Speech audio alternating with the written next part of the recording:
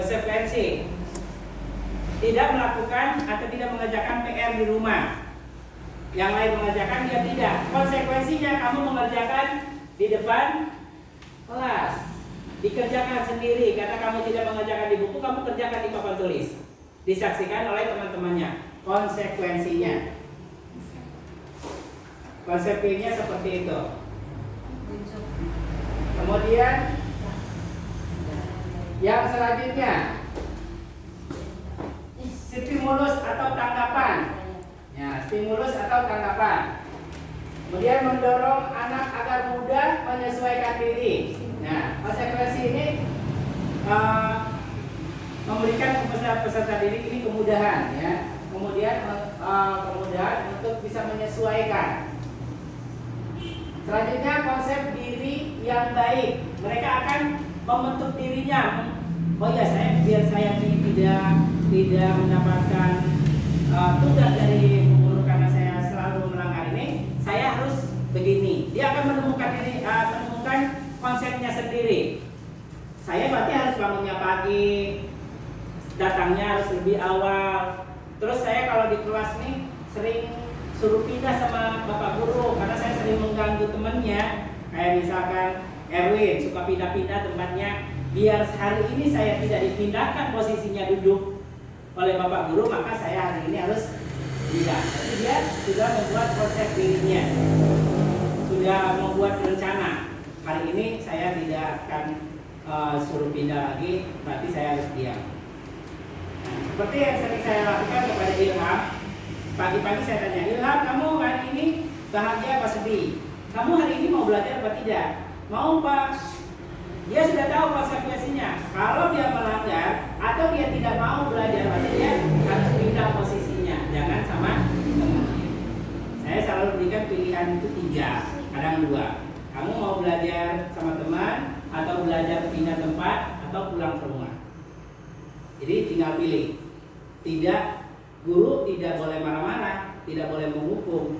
Konsekuensinya begitu. Kalau mau belajar silakan. Atau mau belajarnya nggak mau sama temennya, tidak mau dengan kelompok itu, silakan pindah posisi. Atau sama sekali tidak mau belajar di sekolah, silakan keluar, pulang. Daripada menggagalkan semua yang belajar di sekolah. Itu konsekuensinya, ya. Tapi anak-anak kalau dia udah tahu konsekuensi seperti itu, dia nggak mau. Pilihannya dia ambil pulang ke rumah, orang tuanya pasti marah-marah, ya kan?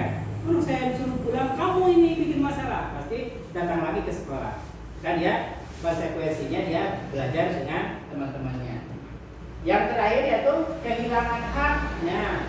Ini hak dia mendapatkan pelajaran di sekolah, kan hak mereka. Kalau dia nggak belajar, dia nggak dapat haknya.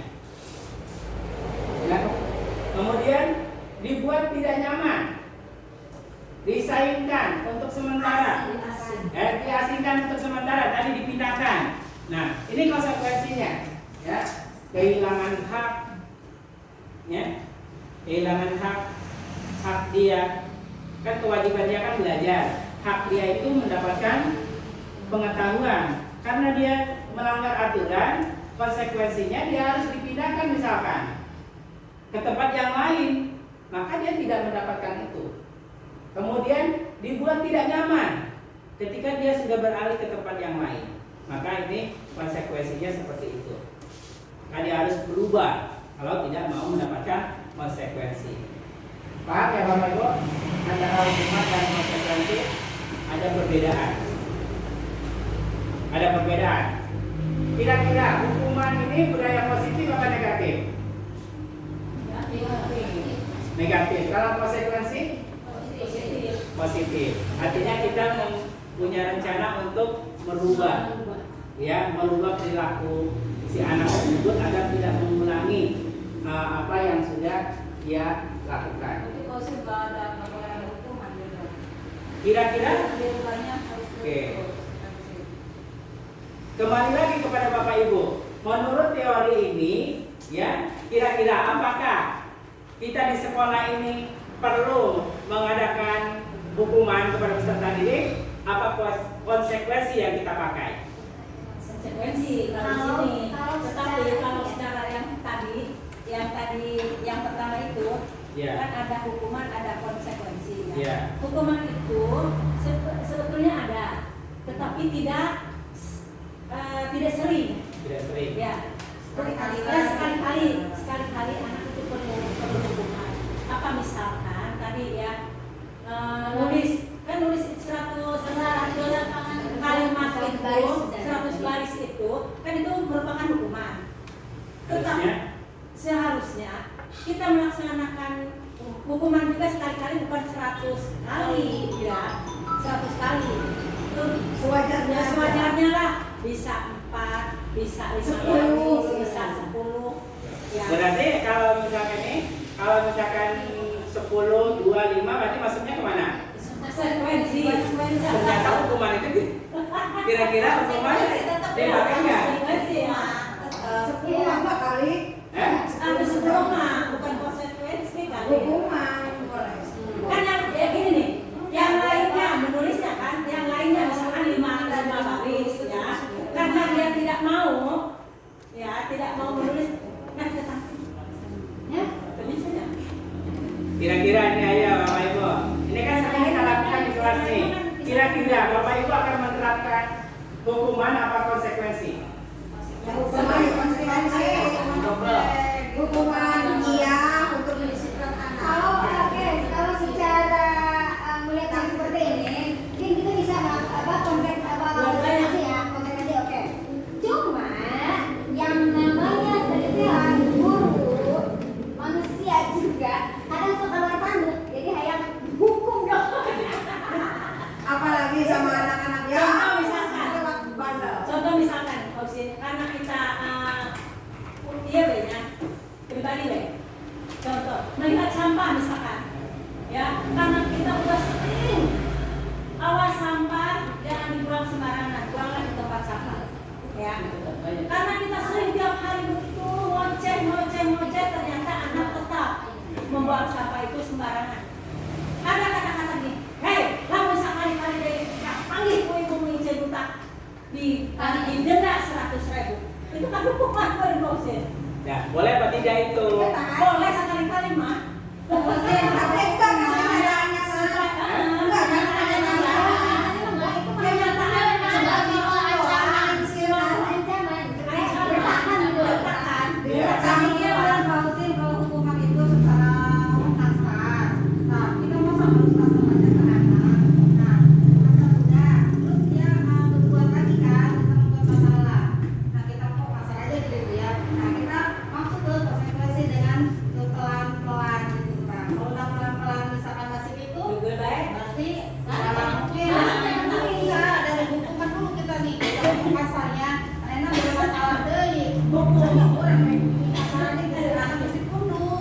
Oke.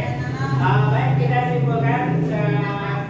simpulkan antara konsekuensi dan hukuman. Ya, memang kontrol seorang guru itu ada 5. Nanti akan kita bahas kontrol seorang guru itu ada 5, termasuk ini hukuman. Ini termasuk kepada kontrol guru yang sering kita lakukan di sekolah. Bukan hanya di sekolah kita aja, di setiap sekolah secara spontan si guru ini akan menghukum. Padahal di sini ini tidak boleh gitu ya, tidak boleh. Tetapi ini sering kita lakukan. Ini sebenarnya di konsekuensi ini sudah cukup apa tidak? Di konsekuensi ini sudah cukup apa tidak?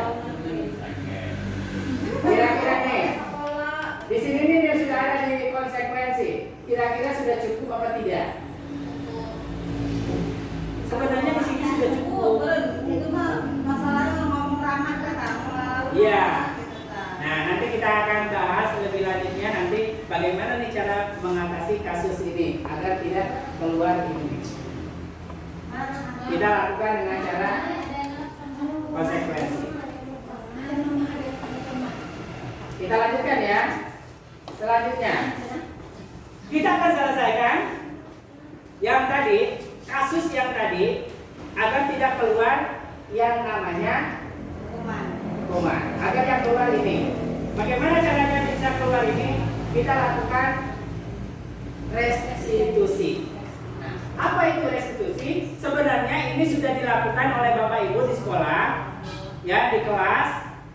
sudah dilakukan, hanya Lapangan. ya belum tahu namanya. Saya juga termasuk baru mendengar setelah mengikuti CGP ini. Oh, ternyata restitusi ini untuk mengatasi masalah peserta didik untuk menuju ke jalan yang lebih benar.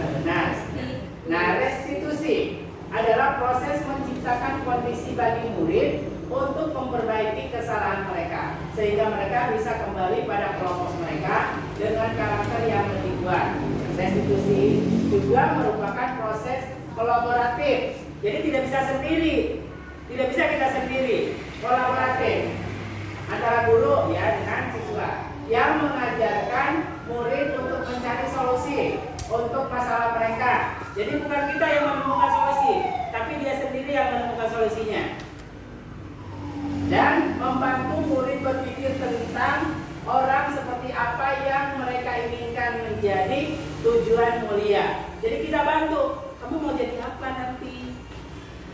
Nah, dengan restitusi ini nanti kita menemukan masalah tersebut, kemudian menemukan solusinya, kemudian mengarahkan peserta didik untuk menjadi apa, perilaku apa, langkah apa yang mereka lakukan untuk menuju kepada kelompok yang benar, dan bagaimana mereka harus memperlakukan orang lain.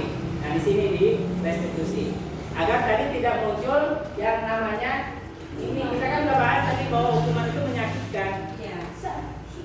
Menyakitkan hukuman itu, maka kita gunakan konsekuensi. Bagaimana cara menemukannya? Dari sini konsekuensinya.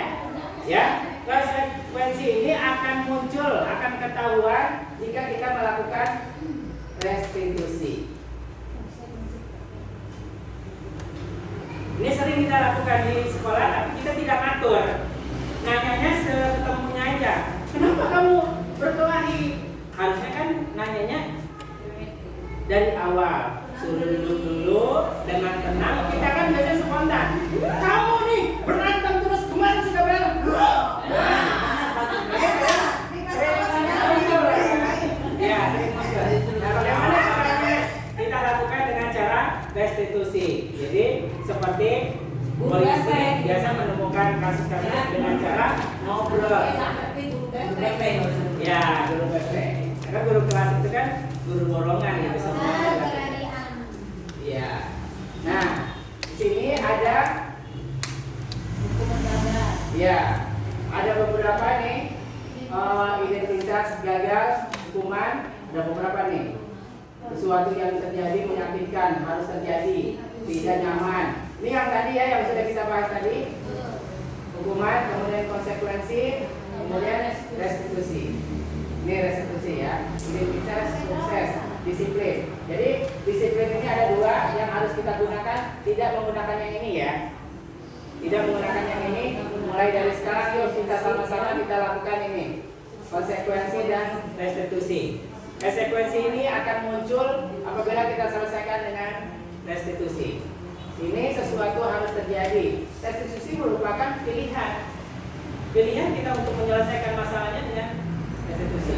Kemudian menguatkan untuk murid anak dalam jangka waktu yang panjang.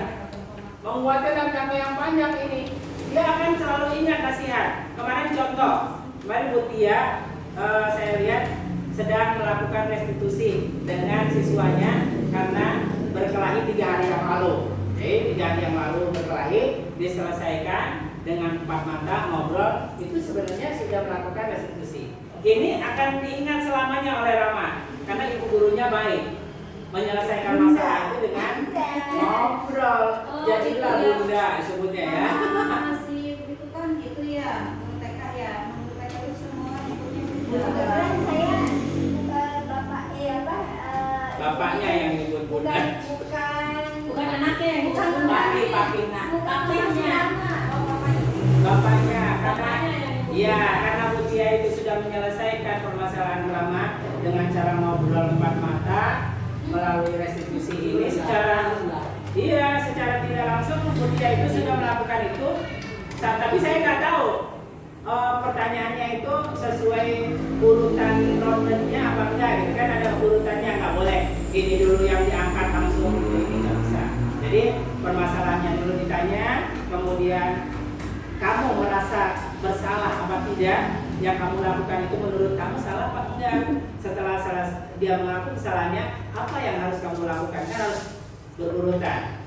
Kalau kita kan biasanya langsung fokus ke permasalahannya. Kenapa kamu melakukan itu? Kenapa kamu berkelahi terus? Iya. Nah, ternyata ada langkah-langkahnya. Ini langkah-langkahnya seperti ini.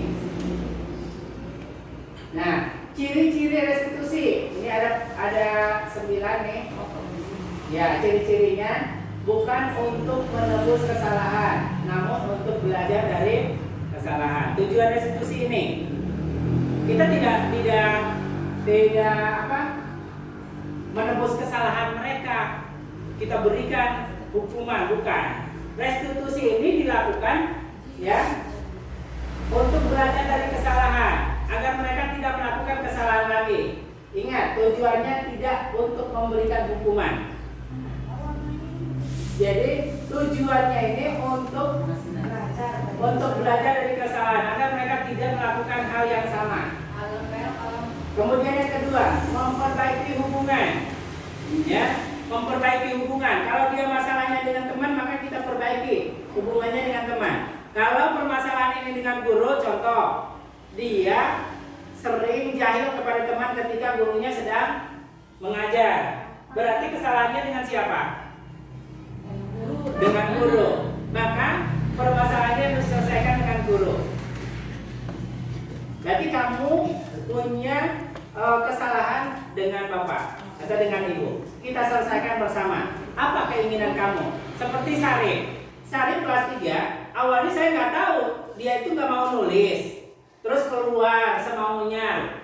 Pamit enggak, bilang enggak, izin enggak, keluar, masuk lagi, keluar lagi, masuk lagi. Saya nggak tahu permasalahan Sarip itu kenapa. Ternyata setelah jam istirahat ditanya, dia itu tidak mau belajar dekat temannya, ada suara yang lain. Terus tidak mau belajar, ada yang lewat. Ternyata permasalahannya itu harus di tempat sendiri gitu ya.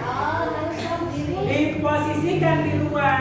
Sarip, kamu tinggal pilih mau belajarnya di pojok baca, ya di sebelahnya lagi, di dekat meja bapak di depan, atau mau di luar. Pilihnya di mana? Di luar. Ketika disimpan di luar, ada yang lewat kelas 4 keluar, dia berhenti, nulis berhenti, membaca pun berhenti. Kalau sedang membaca dan lewat tidak berhenti. Kenapa kamu nggak membaca lagi? Kenapa? Ada yang lewat. Jadi nggak ini ya, nggak pede. Menulis juga sama. Nah, nah Sirina juga sama seperti itu. Nah itu harus kita selesaikan karena dia sering keluar kelas. Kita harus ngobrol tatap mata. Kalau si Dila saya sudah tahu jawabannya. Dia itu mau belajarnya itu melalui media video visual. Jadi dia harus melakukan itu. Bisa dilaksanakan, bisa menggunakan HP, laptop, tinggal gurunya saja yang nanti bisa mengkondisikan guru yang mana yang bisa menemani anak-anak yang seperti itu. Bisa permainan Ya, itu memang dia cara belajar siswa itu berbeda-beda. Makanya kita harus paham terhadap mereka. Ini anak yang sering jahil di kelas, pasti ada masalah.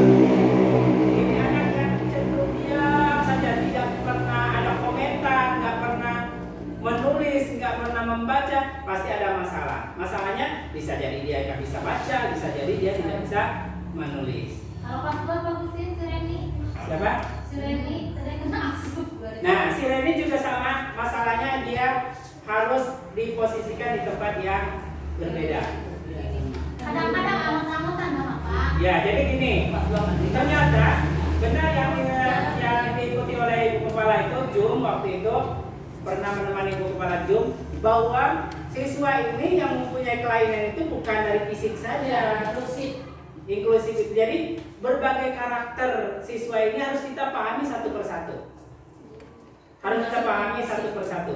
Ada yang bisa kita kelompokkan, ada yang tidak bisa. Ada yang bisa kita lakukan kolaborasi dengan yang pintar. Satu kelompok itu ada yang nggak bisa, dia harus satu kelompok dengan yang tidak bisa lagi. Contohnya apa? Seperti Dila, seperti itu ya, yang Dila kayak gitu, dia harus satu kelompok, satu tim mereka. Gak bisa dia disatukan kepada yang sudah bisa membaca, disatukan gak bisa. Dia harus dipisahkan kepada yang khusus. Walaupun mereka semua satu kelompok tidak bisa semua kelompokan, kita fasilitasi. Nah kemudian tadi ya yang memperbaiki hubungan itu antara guru dengan siswa, siswa dengan temannya gitu ya. Nah ini harus kita selesaikan dengan cara restitusi, dengan ngobrol. Kalau misalkan kita lihat begitu saja, kita cuekan, ini tidak menyelesaikan masalah, malah membuat masalah tambah panjang. Kemudian tawaran, ya, tawaran ini tadi memberikan solusi kepada dia sendiri. Kamu mau apa? Contoh nih, contoh dia terlambat sekolah. Kamu kenapa terlambat sekolah? Saya kesiangan karena main HP-nya terlalu malam. Kenapa kamu main HP terus sampai malam? Bisa nggak? Gurunya kesiangan. Oh iya, gurunya kesiangan. Nyuci, kayaknya nyuci harus masak. Kenapa nyucinya nggak malam saja? Ya kan? Nyucinya kenapa nggak malam saja? Atau masaknya kenapa nggak malam saja? Pagi-pagi tinggal menghangatkan. Nah itu juga tawaran. Seperti anak bangunnya kesiangan. Kenapa kamu tidak menggunakan yang lain? Di rumah ada apa aja? Ada HP, ada siapa lagi? Ada mama, ada kakak. Kenapa kamu tidak mengingatkan kepada mereka? Nah itu kan solusi. Silakan tawaran. Bukan kita kamu harus begini nih, bikin beli jam alarm. Nah itu bukan memberikan solusi. Memberikan solusi itu dengan nada-nada yang lembut. Kemudian restitusi menuntun untuk melihat ke dalam diri mereka. Kita tuntut anak kita ini untuk mengetahui dirinya sendiri, bukan kita yang menunjukkan. Tapi bagaimana caranya? Bahkan dia sadar. Kegiatan kamu, perilaku yang kamu lakukan tadi itu siang tadi berkelahi atau kemarin, itu menurut kamu itu perilaku yang baik atau tidak? Baik sekali. Pasti dia menjawabnya kan, kira-kira itu melanggar aturan apa tidak?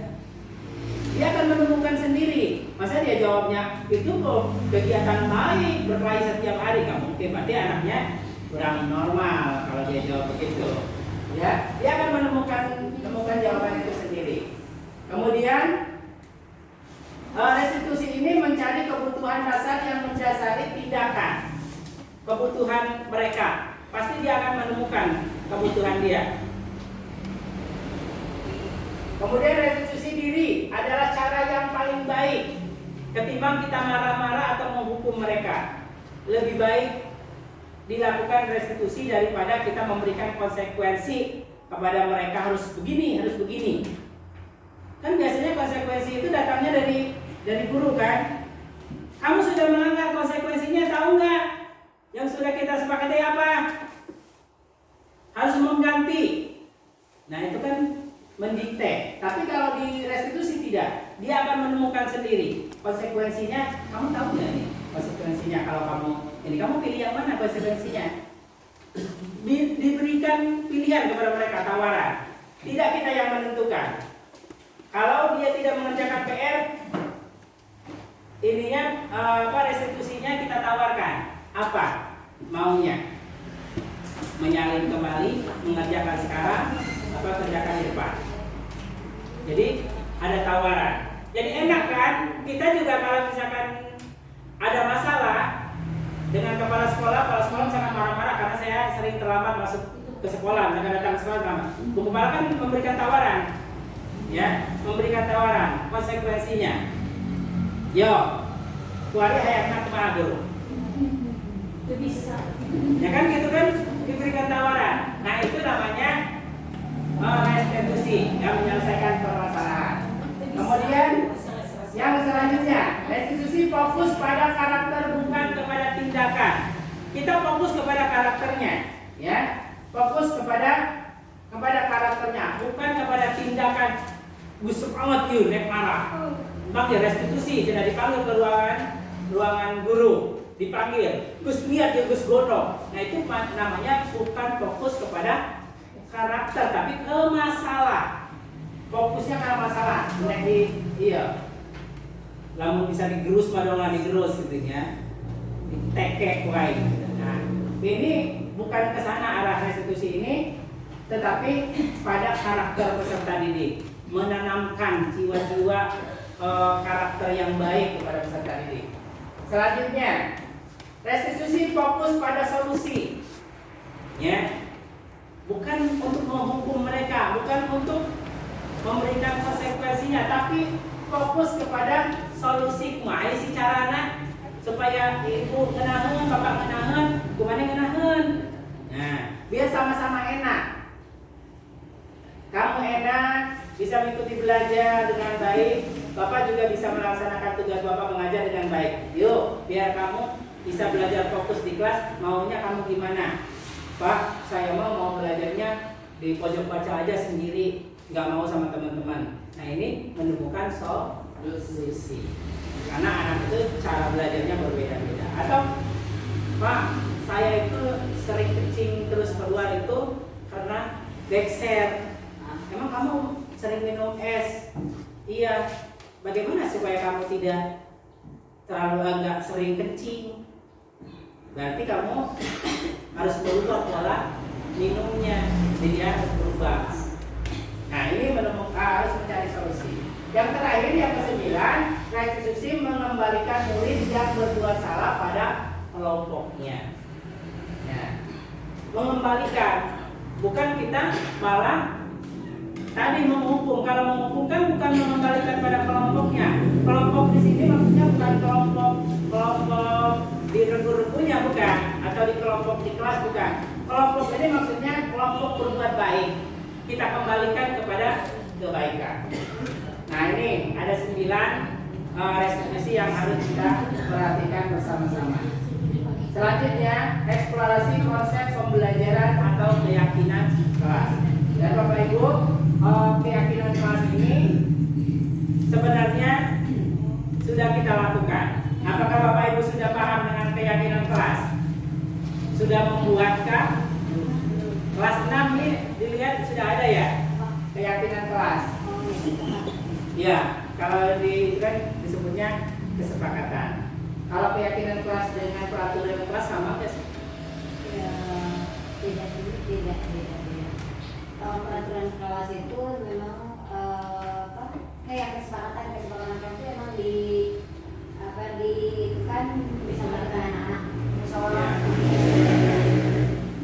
Kalau peraturan kelas mungkin kita fokusnya acuannya mungkin dari peraturan sekolah. Yang lain?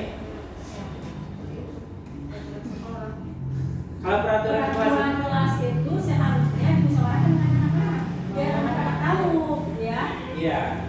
Kalau peraturan sekolah, Kalau peraturan ya. Biar dia tahu, kan kamu yang buat aturan, kamu yang melaksanakan aturan kelas, ya. Ya, peraturan kelas itu biasa kita lakukan ketika mulai ajaran baru. Itu kita membuat nih. Ayo anak-anak kita membuat peraturan kelas. Kamu mau apa aja? Biar kita kegiatan belajar di sekolah ini, di kelas ini kita bisa belajarnya dengan baik, sesuai dengan aturan yang kita inginkan. Gitu kan? Ada aturan-aturan. Jadi siswa diberikan kesempatan kepada semua siswa untuk berbicara, bisa menulis, bisa mengucapkan, ya. Nah, kata-katanya sederhana yang bisa dipahami oleh guru. Tentunya anak nggak bisa dia mengatakan kelas 1, kelas 2, kelas 3. Tidak bisa mengatakan kata-kata yang sempurna. Misalkan menjaga kebersihan di lingkungan kelas. Nggak bisa, pasti dia menjawabnya kebersihan. Gitu. Jadi yang menyempurnakan siapa? Guru. Yang menyempurnakan kalimatnya guru. Siswa itu yang pokoknya saja. Pasti dia tahu. Nah, kalau keyakinan kelas gimana? Sama tidak dengan peraturan? Membuat kesepakatan untuk belajar misalnya tadi.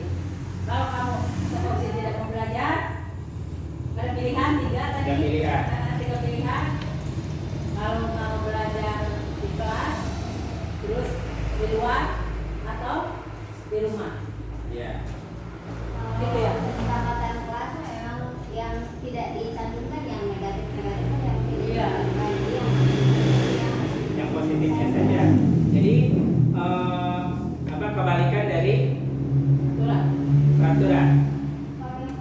Sepengetahuan dia ya, kalau kesepakatan kelas itu tidak dicantumkan yang negatifnya. Kita hanya yang mencantumkan itu hanya bagian yang tidak dituliskan lah ibaratnya. Tapi anak-anak tahu. Anak-anak udah tahu ya.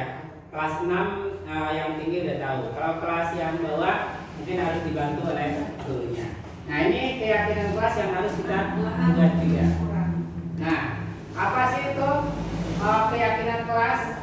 Mengapa tidak peraturan saja? Mengapa harus keyakinan kelas? Nih, kira-kira nih Bapak Ibu harus sudah ada jawabannya. Boleh nih, nomor 1 dibaca.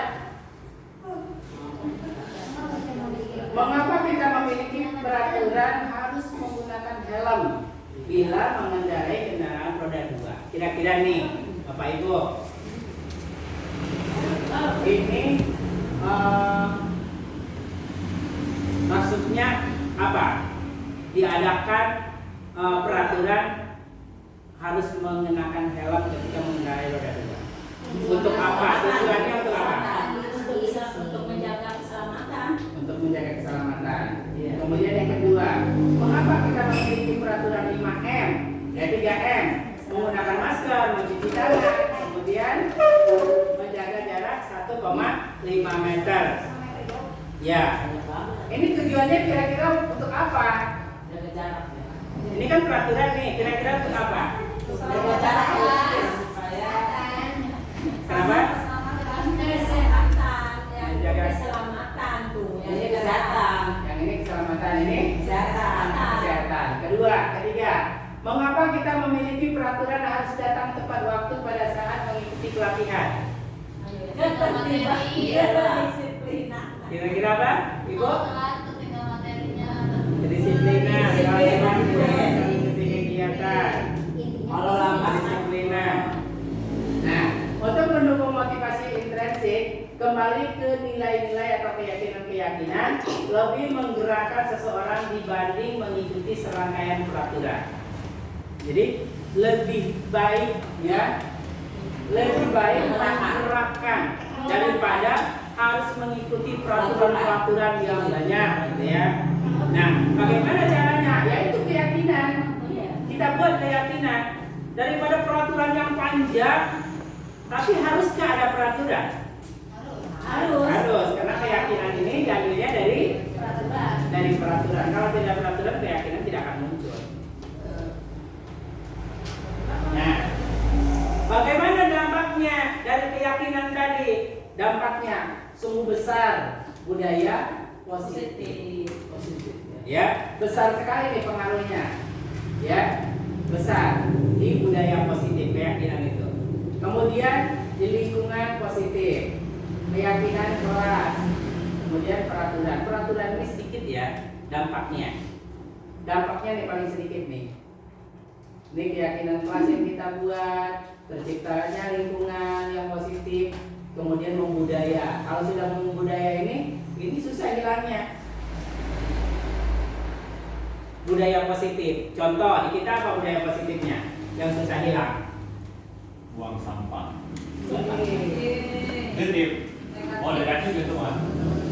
Iya, buang sampah tadi benar positif. Tapi apakah ini sudah membudaya? Belum. Ngapain baik ya? Iya.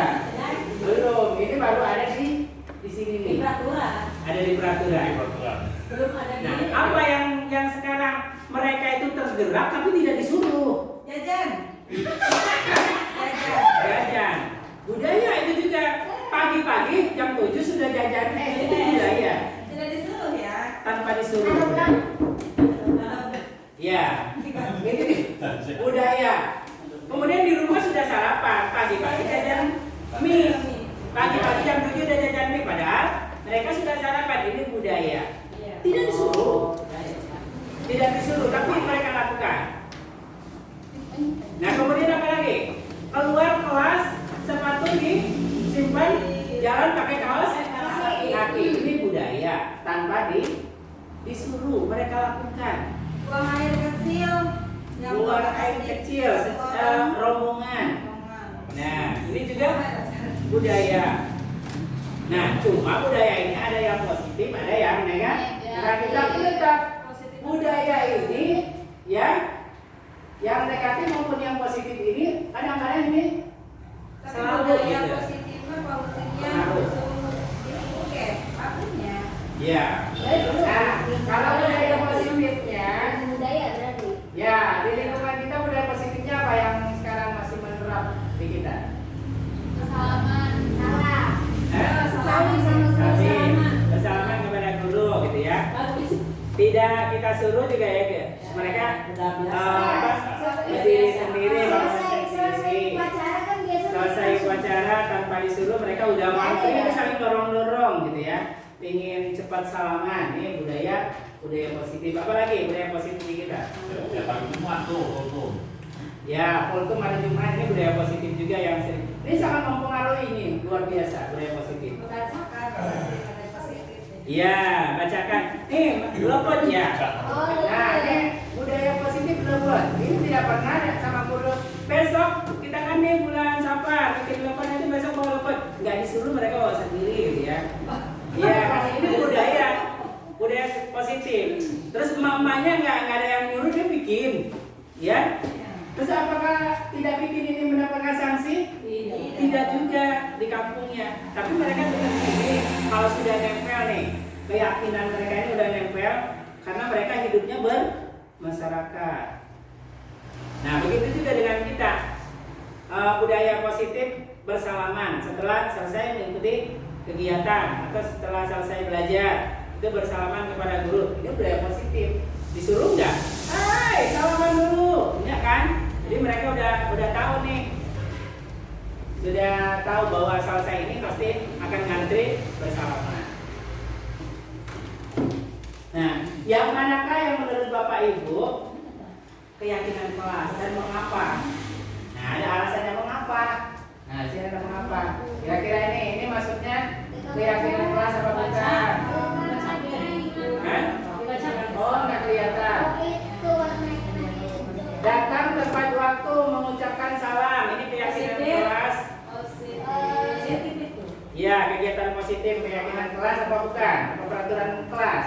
Datang tepat waktu mengucapkan salam. Ada di peraturan itu. Budaya positif harus peraturan kelas lah. Biasa kemarin. Ya.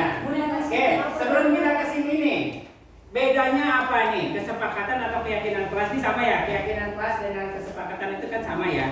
Nah, yang beda itu peraturan. Bedanya apa nih? Peraturan dengan keyakinan kelas atau kesepakatan? Kata-katanya bedanya apa? Juga di belakang ada tata tertib kelas. Oh ini. Ini tata tertib kelas. Tata tertib ini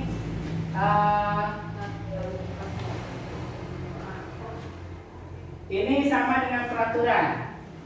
Sama dengan peraturan, tata tertib ini sama dengan peraturan ya. Peraturan. Bedanya apa coba? Kita membuat aturan nih. Kata-katanya bedanya apa? Dengan keyakinan.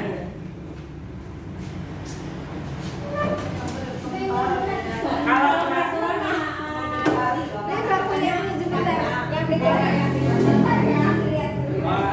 ya, kata Ibu Kepala, kalau keyakinan itu, kalau peraturan itu kata-katanya panjang, kalau misalkan keyakinan Hanya beberapa kata aja. beberapa kata inti saja.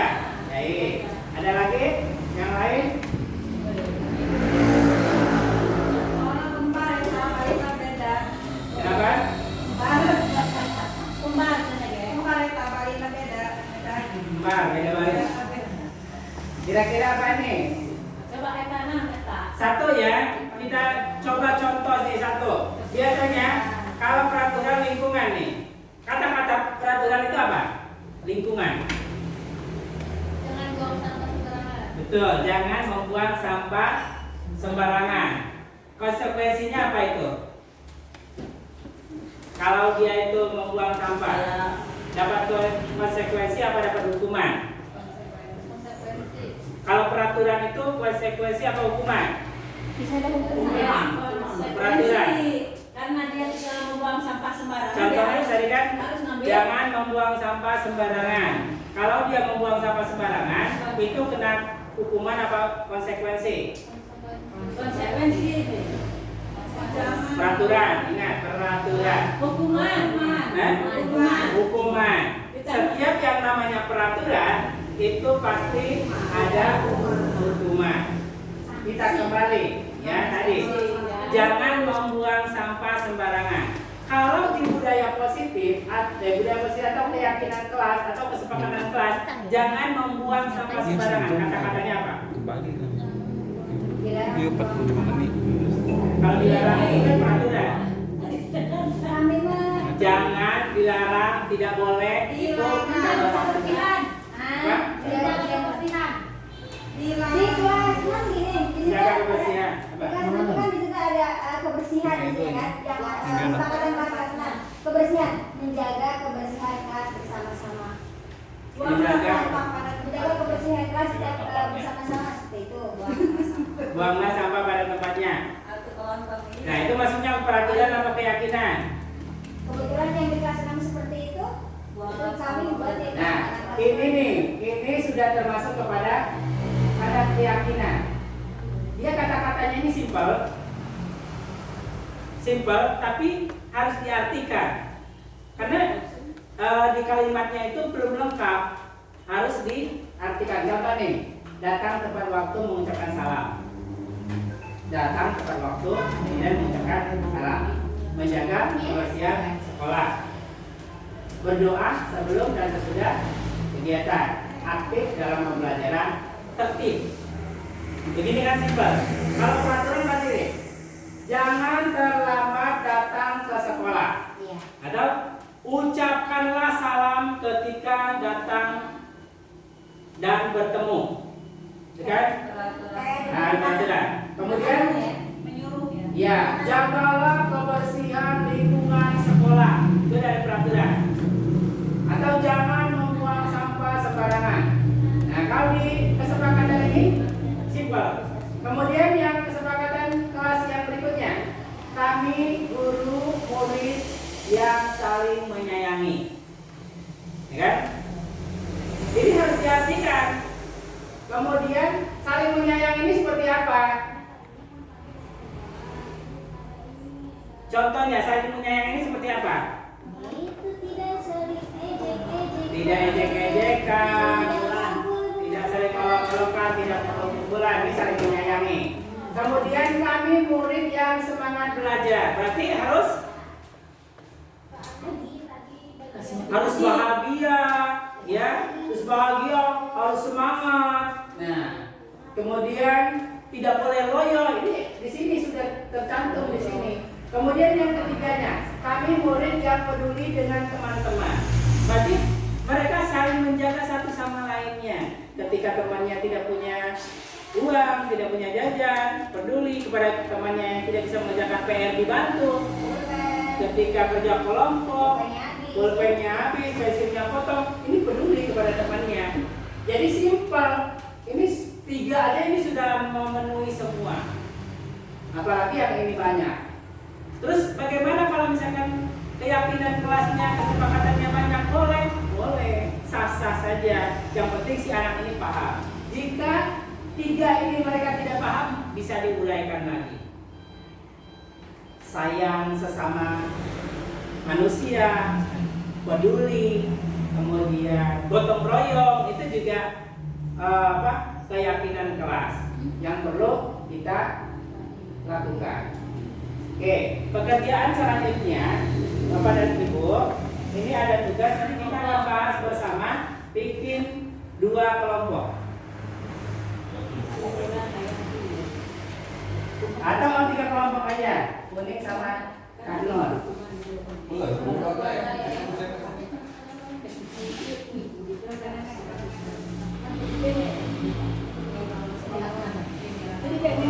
Sama aku sekarang mulai nih. Oke, silakan di sini.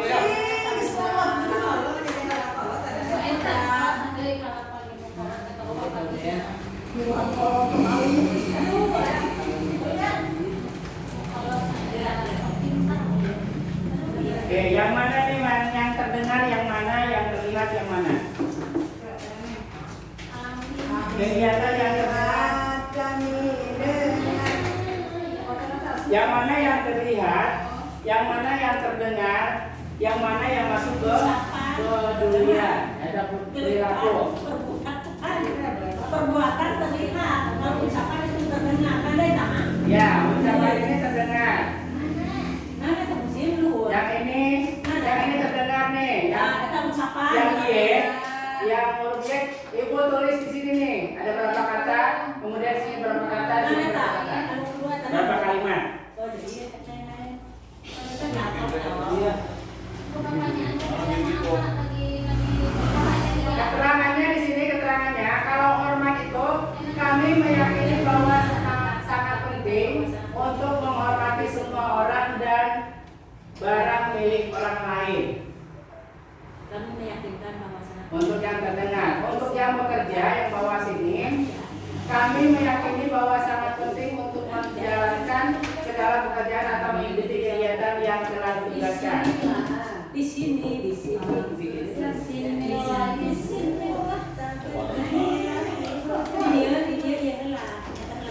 Penggaris ya? Ini penggaris nih. Dituliskan.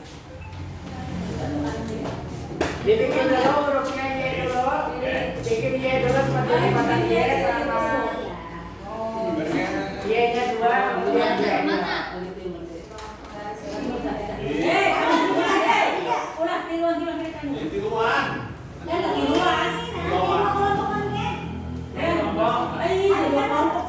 bikin lagi.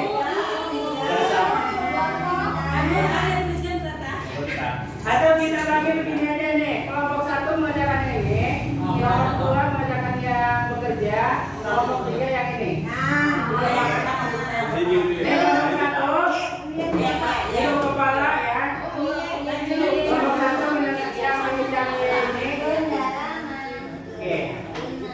Jadi berarti lo gimana? Ya, kita yang ini nih, kelompok yang ujung sebelah sini kerjakan yang ini. Yang T.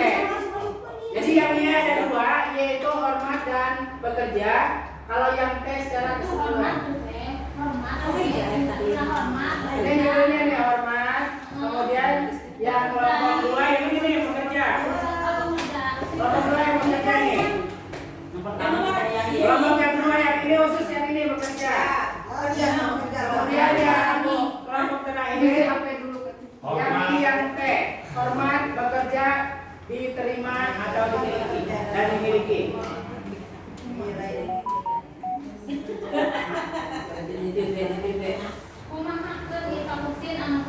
Nah, itu tuh jawaban. Bikin Y ya, Neng, bikin Y yo. Terdengar masukkan tadinya, terlihat masukkan. Ya, yang terlihat ini apa saja?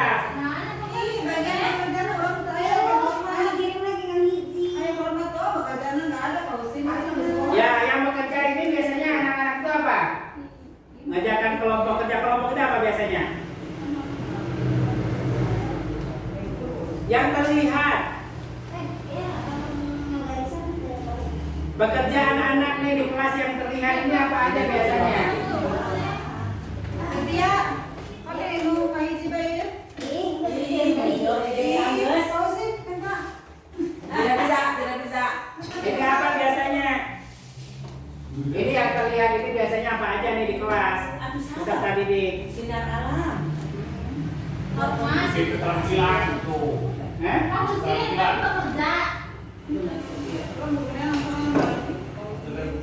Sama aja itu sama.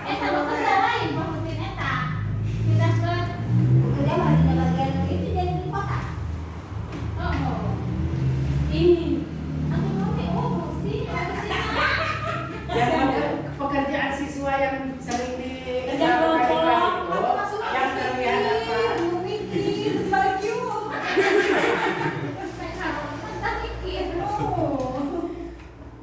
Bikin dia.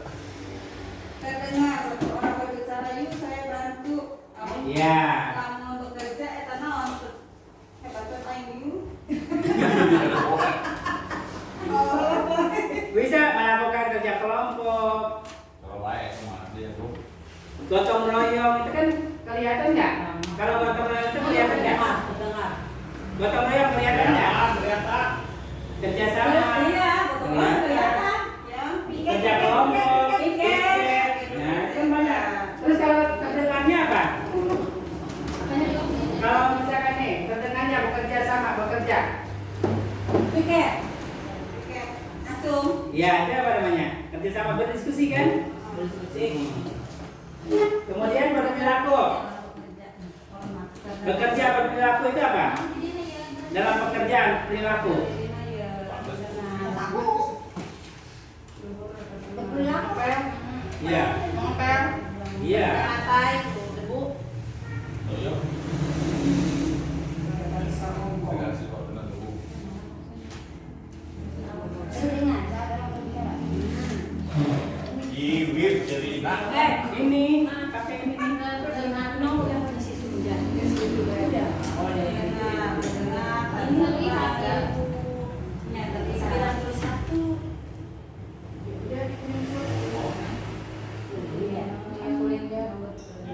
Kalau sih udah isi sudah. Oh berarti 2 jangan kali ini. Iya, kan. Ya udah kan baca Dilihatin nomor sudah biru. Tapi ini harus 91. Silakan kerjakan dulu. Ya. Iya kerjakan yang jadi. Perilaku karena kerja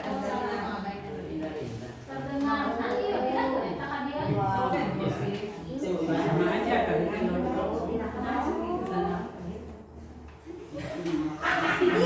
Gimana sih? Makanya Bojo kalau terangkan jangan tidur. Nanti harus di restitusi dulu. Bojo. Bayang. Bayang.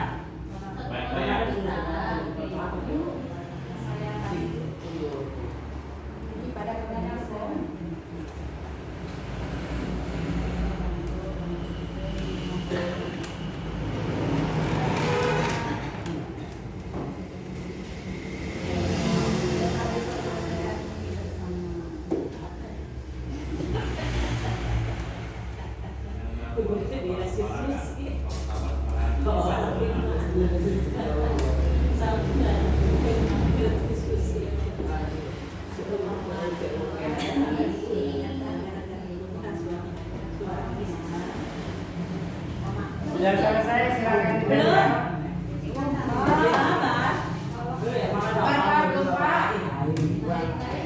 Yang sudah ditempel.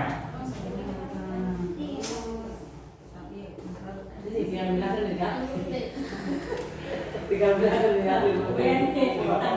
minat ganti komentar nih. Bisa ngacung ke dia bagi kalinya. Kabeli. Kenapa diganti?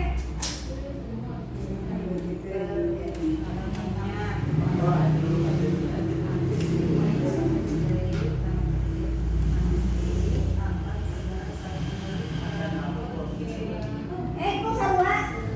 Ih, mau kasih baik. Penyertanya. Nonton apa?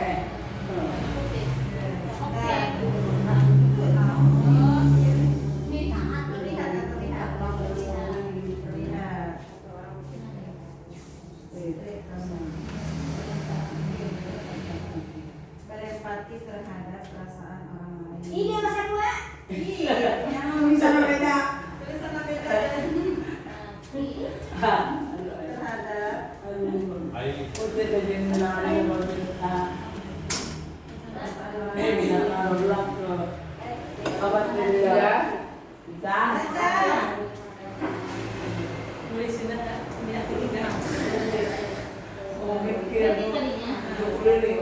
namanya barang milik orang lain.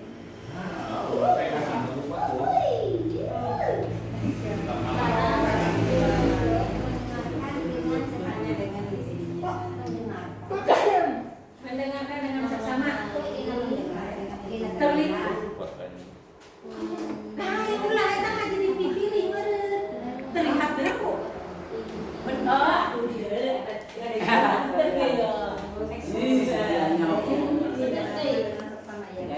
Mendengarkan dengan sesama. Ih, kok sarua? Ih, Jadi videogram terusin. Disebut Dan iya. ya senantiasa Jidoi, jidoi, jidoi. berbaik. senantiasa berbuat baik. Tulis tangannya. Terus berbagi. Berperilaku berperilaku. Senantiasa, oh senantiasa. Perilaku tak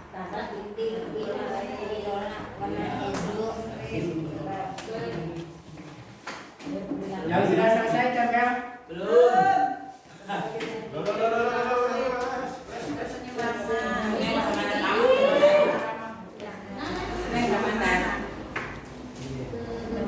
Cepet lama.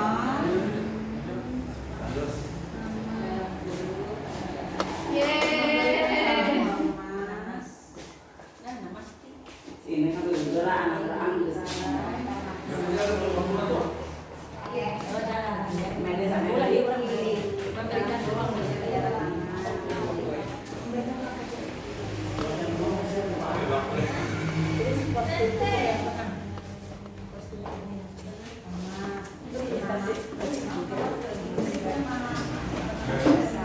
Dan sebagainya. Tidak saling. Terus Ini dia yang ada.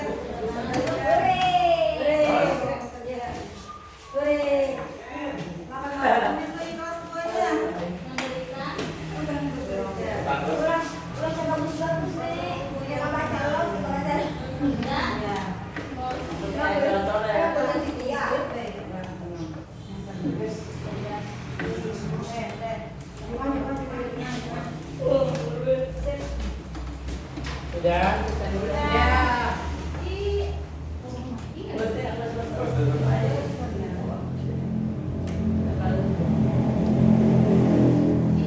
Oh, sini kelihatan semua. Ini super keras itu. Makanya berhenti ya. Ini seperti itu. Tidak nanti lo punya flight itu.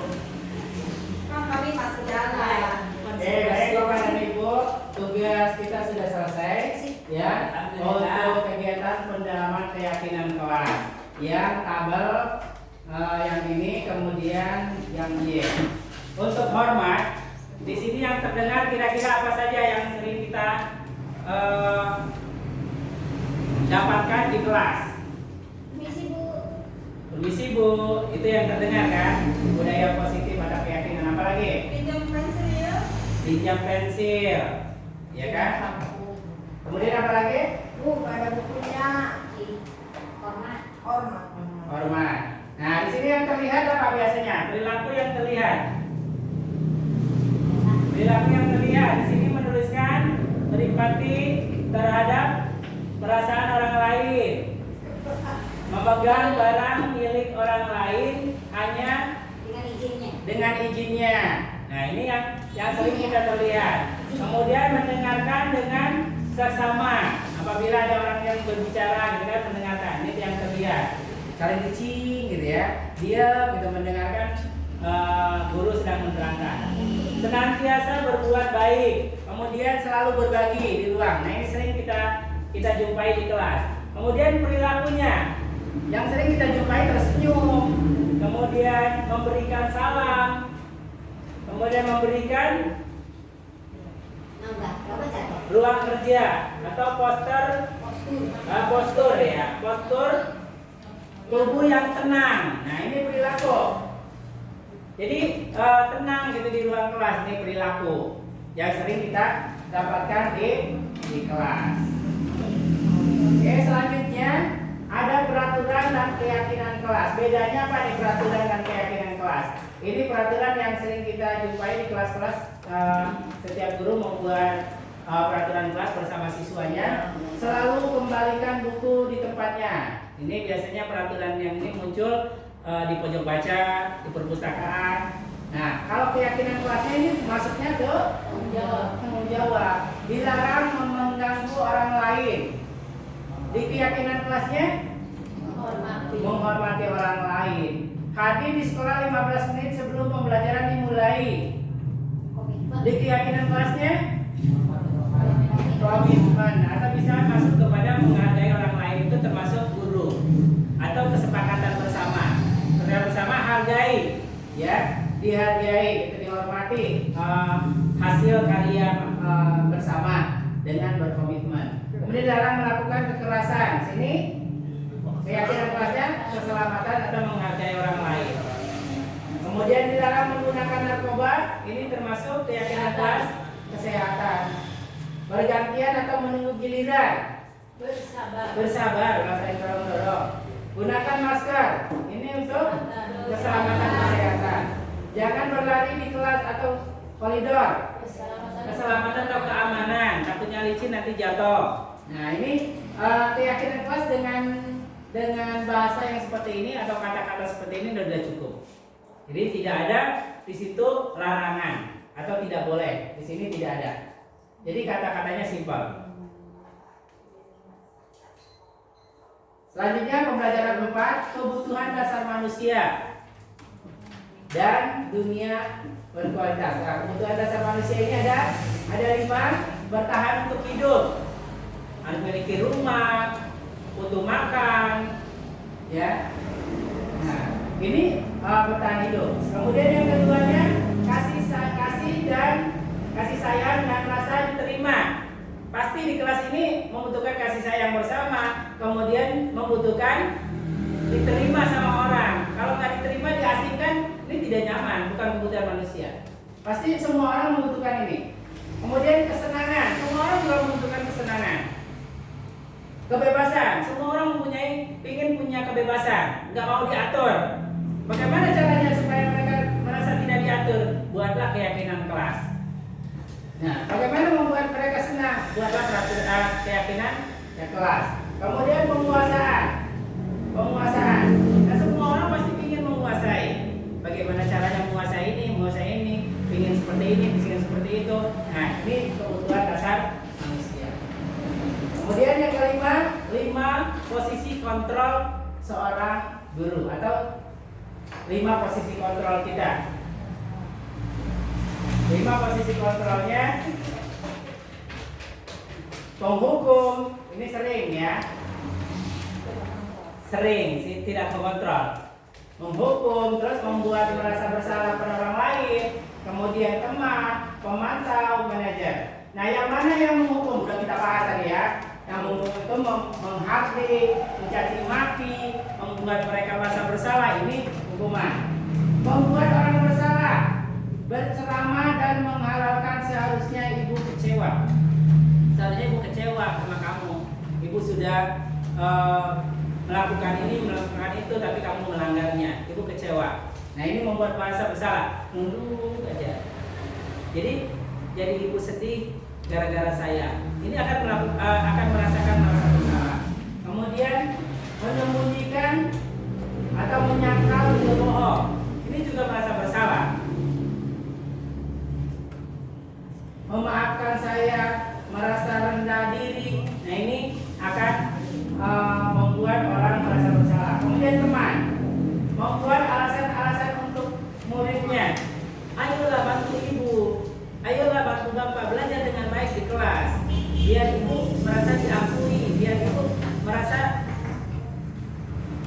diterima di sekolah ini, biar ibu merasa diterima oleh orang tua. Nah, ini di sini nih, teman. Ini boleh kita lakukan, tapi tidak selamanya harus menjadi teman siswa. Mungkin sesalapian terus-terusan kegiatan.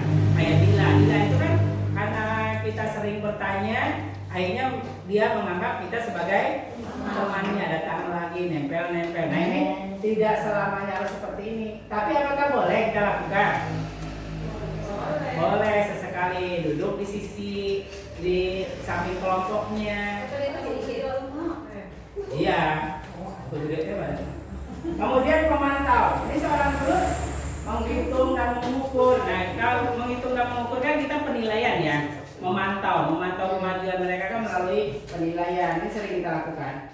Apa peraturannya, kemudian menyesuaikan diri bila diawasi, kemudian murid melakukan peraturan sesuai. Nah, ini adalah pantauan guru. Sering kita lakukan. Ini sering dilakukan, ini juga sering, ini juga apalagi.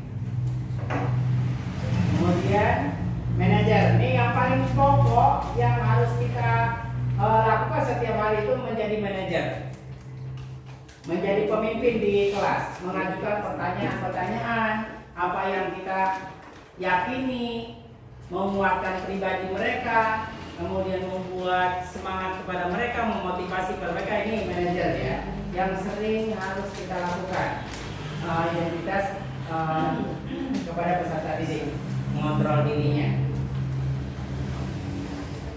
Nih, ada tugas pertanyaan-pertanyaan. Saya kecewa sekali dengan kamu. Pernyataan. Ya, pernyataannya ya, pernyataan-pernyataan yang tugasnya pernyataan. Membuat orang merasa bersalah. Kamu tidak pernah benar melakukannya. Ini menghukum. Kemudian, ayo lakukanlah demi ibu, demi bapak kepada siswa kan? Nah ini kita sebagai teman. Apakah kamu mau mendapatkan stiker bintang ini? Ini pemantau. Kemudian bagaimana kamu bisa menyelesaikan masalah ini? Ini manajer memberikan masukan kepada peserta didik biar mereka memilih sendiri. Kemudian kamu selalu paling terakhir, ini hukuman, nggak boleh kita berkata begitu.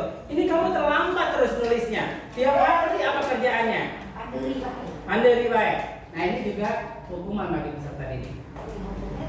Kemudian, nah bergerak di antara peraturan, pemantau, konsekuensi hadiah, nilai manajer dan memperbaiki. Nah ini yang sering kita lakukan. Yang mana yang sering kita lakukan? Nah, kita sama-sama merefleksi diri kita sendiri.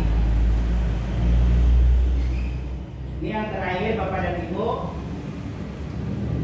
eksplorasi konsep segitiga restitusi. Ini segitiga restitusi yang harus kita lakukan setiap hari. Yang pertama, ya, segitiga restitusi itu kita menstabilkan identitas. Bagaimana cara menstabilkan identitas? Ini ada beberapa pertanyaan yang bisa kita lontarkan kepada peserta didik apabila melakukan kesalahan. Yang pertama, setiap orang pasti pernah melakukan kesalahan. Ini kata-kata yang menstabilkan mereka agar mereka tidak merasa bersalah nih. Saya dipanggil sama bapak guru atau ibu guru ke kantor, saya ini salah, di antara yang lain saya yang salah. Nah, kita harus menstabilkannya dengan cara begini. Kamu melakukan kesalahan, tidak apa-apa. Ibu juga pernah merasakan, bapak juga pernah melakukan kesalahan. Ini menstabilkan. Berarti kita mengajak dulu kepada dia untuk terus terang.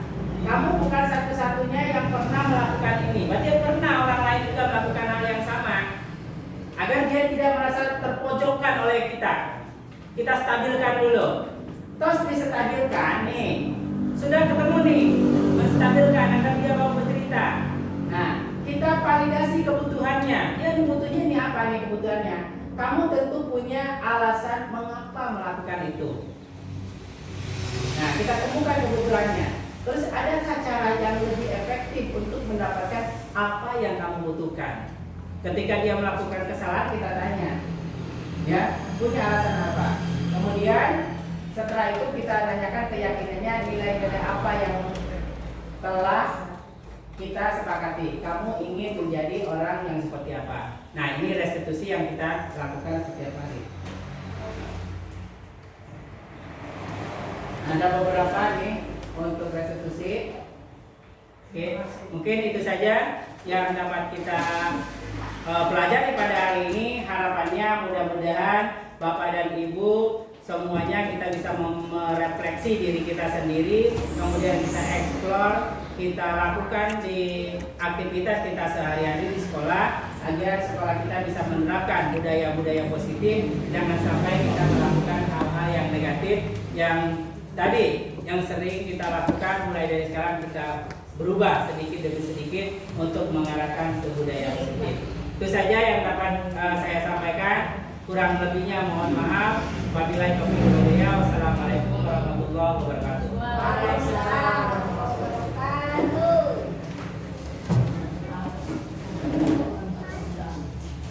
Baik, terima kasih kepada Bapak Muhammad Husinudin yang telah menyampaikan materi pada hari ini, yaitu